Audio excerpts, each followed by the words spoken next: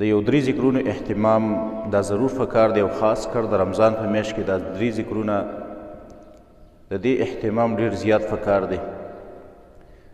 اولنی په هغه ذکرونو کې حدیث کې راځي عن سمرة بن جندب رضی الله تعالی عنه قال قال رسول الله صلی الله علیه وسلم.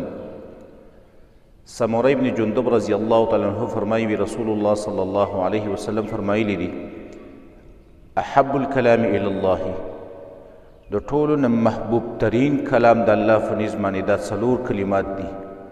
کوم څلور کلمات؟ سبحان الله والحمد لله ولا اله الا الله والله اکبر.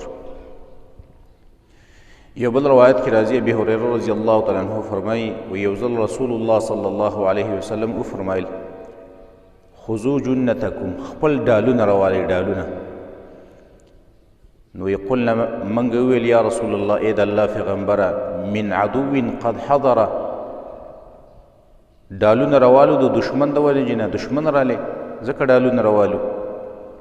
نبی صلی الله علیه وسلم ورته ویل لا نه نه نه د دشمن والا ډالونه مه رالی، جنتکم من النار، هغه ډالونه راوالئ چې تاسو د اور نه بچ کوئ. او هغه ډالونه کوم دي؟ سبحان الله والحمد لله ولا اله الا الله والله اکبر. او بیا رسول الله صلی الله علیه وسلم وفرمایل فانها یاتینا یوم القیامه، دا څلور کلمات به د قیامت په ورځ باندې راوستلی شي، رابشي مقدمات، مخکې تلونکي به یې د خپل ویونکي نه مخکې به ترې رواني، ومعقبات، او دا څلور کلمات یو بل پسې راتلونکي دي، یو بل پسې یو پسې بله ده بله پسې بله ده. او مجنبات، دا څلور کلمات به دا ښي طرف او ګس طرف ته د ویونکو نه رواني، لکه چا سره چې پولیس رواني یو سیډ او بل سیډ ته، دقه شامه د قیامت په ورځ باندې دواړو طرفونو ته دا کلمات، دا څلور واړه کلمات د دې ویونکي نه رواني. او وهن الباقیات الصالحات، دا څلور واړه کلمات باقیات الصالحات دي، یعنې د دې اجر به باقي وي د دې ویونکي دپاره، او دا نیک اعمال دي، نیک کلمات دي. دویم ذکر هغه لا حول ولا قوة الا بالله، د دې اهتمام ډېر زیات پکار دی. او د رمضان په میاشت کې خاص کر عبدالله ابن قیس رضی الله تعالی عنه د رسول الله صلی الله علیه وسلم یو صحابي دی. دا وی رسول الله صلی الله علیه وسلم ما ته یو ځل وفرمایل چې یا عبدالله ابن قیس، یا عبدالله ابن قیسه، قلت لبیک یا رسول الله، وی ما ورته ویل چې یا رسول الله حاضر یم، څه راته وایي؟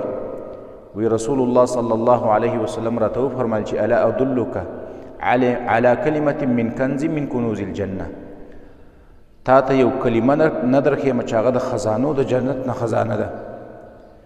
نو قلت بلا یا رسول الله، وی ما ورته ویل چې بېشکه یا رسول الله راته ویښې وه فداک ابي و امي، زما فلار او مور دې ستا نه دواړه قربان شي، دا کلمه راته راوښې وای دا چې د جنت د خزانو نه خزانه ده، دا خو راته ضرور وښایه. نو رسول الله صلی الله علیه وسلم وی راته وفرمایل چې لا حول ولا قوة الا بالله، دا وایه دا د جنت د خزانو نه یو خزانه ده. دریم د استغفار اهتمام، استغفر الله استغفر الله، د ډېر ډېر زیات اهتمام پکار دی. استغفر الله و اتوب الیه.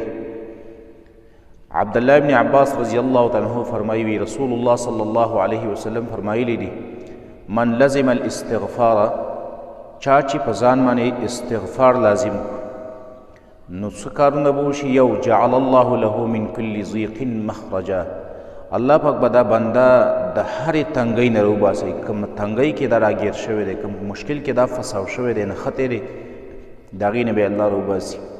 دویم ومن کل هم فرجا، او د هر غم نه به الله پاک را خلاص کړي، څومره غمونو کې چې دا راګیر دی د غمونه به الله ختم کړي. دریم ورزقه من حیث لا یحتسب، او د داسې طرف نه به دې بنده له الله رزق ورکړي چې د ده به پې ګمان نه وي.